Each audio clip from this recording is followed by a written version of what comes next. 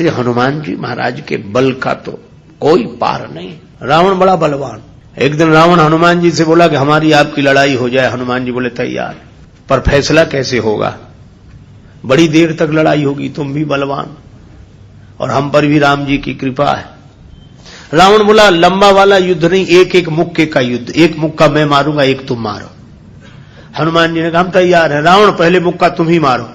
रावण बोला मैं क्यों, तुम क्यों नहीं? हनुमान जी बोले इसलिए कहीं हमने पहले मुक्का मार दिया तो पता नहीं तुम्हारी वारी आती भी है कि नहीं, तुम्हारी मन की मन में ही रह जाएगी, इसलिए पहले तुम ही। रावण ने पूरी शक्ति से मुक्के का प्रहार किया, पर तुलसीदास जी कहते हैं जान उठे कि कभी भूमि न गिरा। हनुमान जी घुटने के बल वीरासन में बैठे रहे, कुछ नहीं बिगड़ा।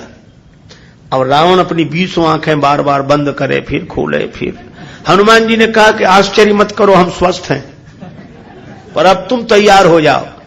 रावण बोला तैयार ही हैं और कर भी क्या सकते हैं। हनुमान जी ने पूरी शक्ति से हाथ ऊपर उठाया मुक्के के रूप में। घबरा गए ब्रह्मा जी, शंकर जी। ब्रह्मा जी बोले रोको, कहीं मुक्का गिर गया और रावण मर गया तो राम जी का तो पूरा प्रोग्राम ही फेल हो जाएगा। उनकी रामायण पूरी होने दो, तुलसीदास जी की और लीला राम जी की पूरी होने दो। अब हनुमान जी हाथ नीचे करें, आवे ने ऊपर देखा तो ब्रह्मा जी हाथ जोड़े थे कि दया करो। हनुमान जी बोले तो थोड़ा सा स्वाद तो चखा देना चाहिए। तुलसीदास जी कहते हैं कि रावण साधारण वीर नहीं है, जो 10 शीश मही धर ईश को 20 भुजा खुली खेल ने हारो। और उस पर जब हनुमान जी ने प्रहार किया तो सो हनुमान हन्यो मुठिका, तो रावण को ऐसे लगा कि गिरिगो गिरिराज जो गाज को मारे हो, जैसे गिरिराज हिमालय पर वज्रापात हुआ हो। रावण धरती पर गिर गया, मूर्छित रहा बड़ी देर तक। बड़ी देर में आंख खुली तो बोला बड़े बलवान हो। हनुमान जी बोले बल तो इन्होंने देखने नहीं दिया, ब्रह्मा जी और शंकर जी ने। बल तो तब होता जब तुम बताने के लिए बचते ही नहीं। गोस्वामी जी लिखते हैं कपिबल विपुल सराहन लागा। हनुमान जी के बल की सराहना रावण करता है और किसी की नहीं करता। तुलसीदास जी उसी बात को कहते हैं रामदूत अतुलित बलधामा। परिचय रामदूत के रूप में और महिमा अतुलित बलधाम के रूप में। जब से हनुमान जी की पूंछ के द्वारा रावण की लंका जल गई तो उसने हनुमान जी की पूंछ को अपनी मूंछ से जोड़ लिया कि इस बंदर की पूंछ ने तो हमारी मूंछ नीचे कर दी। वो सोए जागे तो हनुमान जी की पूंछ दिखे उसे, आंख बंद करे तो पूंछ दिखे। परेशान हो गया। और रावण को हनुमान जी की पूंछ सहन नहीं हो रही थी। पूंछ माने प्रतिष्ठा। पर रावण ने सोचा कि इस बंदर को पकड़वाएं।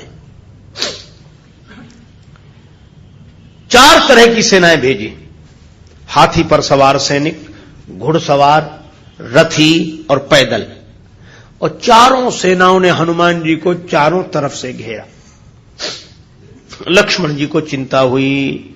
लक्ष्मण जी बोले प्रभु हनुमान जी अकेले हैं, 4 सेनाएं उन्हें घेर रही हैं, गदा भी नहीं लिए हैं हाथ में, आज्ञा हो तो हम चले जाएं। राम जी बोले नहीं, जाने की जरूरत है लक्ष्मण, हनुमान जी अकेले ही काफी है। अतुलित बलधामा। अच्छा तो लड़ेंगे कैसे? बोले अभी देखना। और सच में लड़ाई शुरू हुई। चारों सेनाओं ने इकट्ठे होकर आक्रमण किया हनुमान जी को चारों तरफ से घेरकर।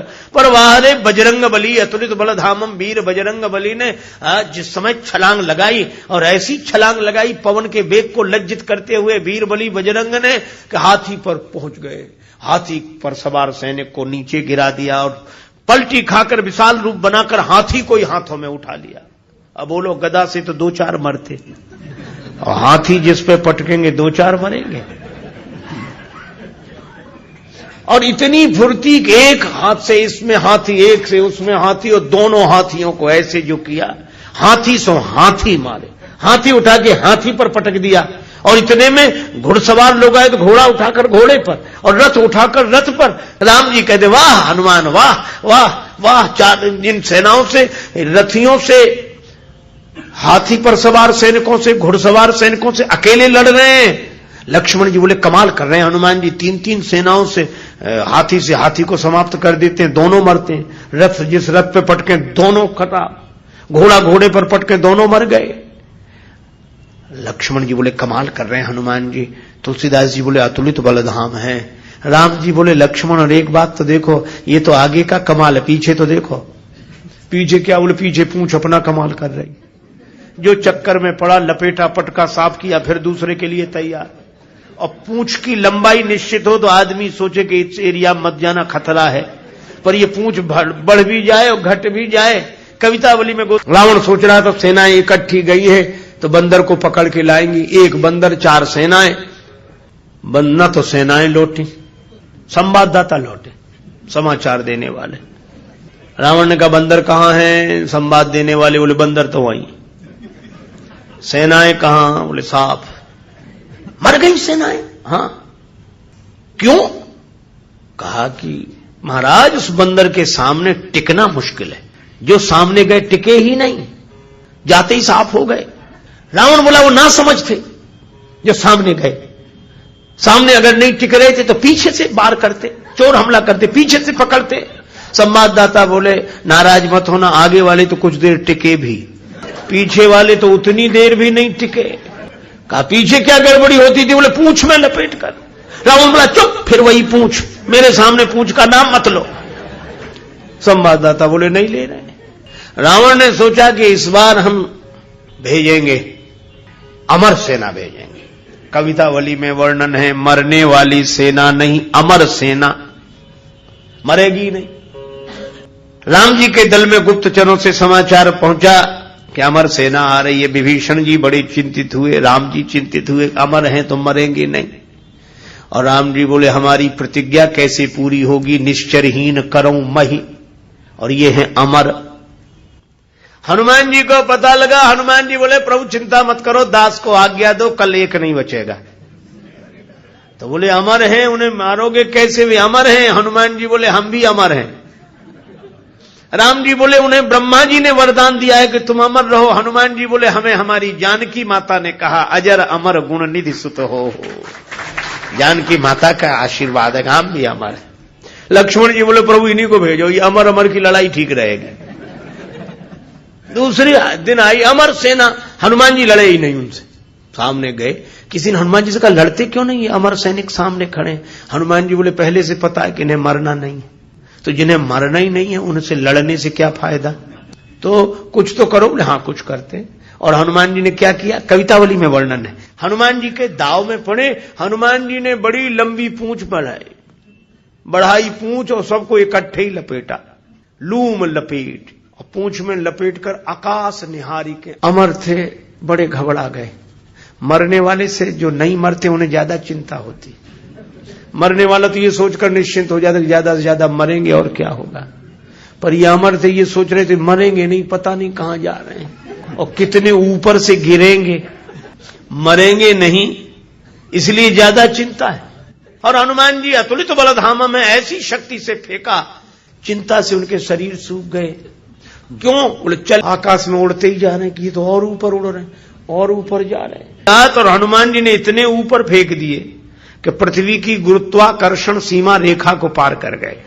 पृथ्वी उन्हें नीचे खींच ही नहीं सकती थी, धरती पर लौट कर आए नहीं। हनुमान जी बोले अब तुम खूब अमर बने रहो, आकाश में ही तो मंडरा रहे, धरती पर तो एक भी नहीं हो। राम जी की प्रतिज्ञा पूरी हो गई, निश्चरहीन करऊं मही। रावण आज बड़ा प्रसन्न था कि अमर सेना गई है, तब तो वानर को पकड़कर लौटेगी ही। फिर संवाददाता आए। रावण ने पूछा बंदर कहां है? संवाददाता बोले बंदर तो वहीं है। सेना?